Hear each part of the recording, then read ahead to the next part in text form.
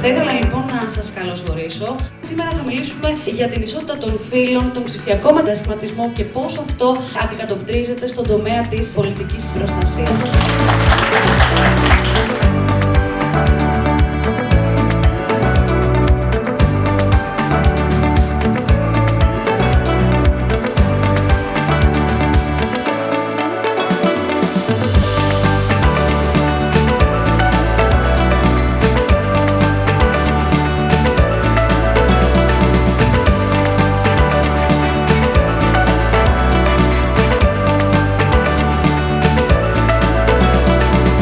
Ευχαριστούμε όλους για την παρουσία σας.